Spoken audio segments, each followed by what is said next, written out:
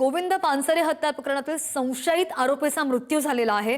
संशयित आरोपी समीर गायकवाड याचा मृत्यू झाल्याची माहिती समोर आली आहे। हृदयविकाराच्या झटक्याने मृत्यू झाल्याचा प्राथमिक अंदाज आहे। 16 फेब्रुवारी 2015 रोजी कोल्हापूरमध्ये पुरोगामी नेते आणि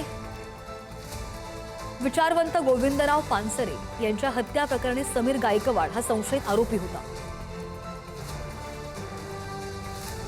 या संदर्भात आणखी जाणून घेणार आमचे प्रतिनिधी स्वप्नील आपल्या सोबत आहेत। स्वप्नील, बरोबर आहे श्रद्धा, कोल्हापूरमध्ये पुरोगामी नेते आणि विचारवंत गोविंदराव पानसरे यांचा गोळ्या झाडून खून करण्यात आला होता।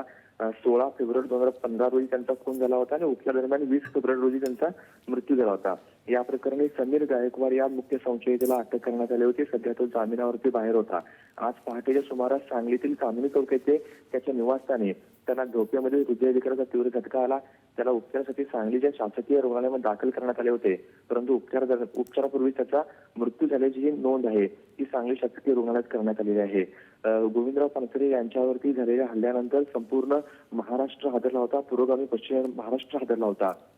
त्यामुळे समीर गायकवाड याने त्याच्या साथीदारांनी त्यांचा खून केल्याचे जे आहे ते समोर आलं होतं। त्यानंतर समीर गायकवाड याच्यासह काही संशयितांना अटक देखील करण्यात आली होती, परंतु सध्या समीर हा जामिनावरती बाहेर होता आणि त्याचा आता हृदयविकाराने मृत्यू झाल्याची जी घटना आहे ती समोर येते। सध्या स्वप्नील, धन्यवाद दिलेल्या माहितीसाठी।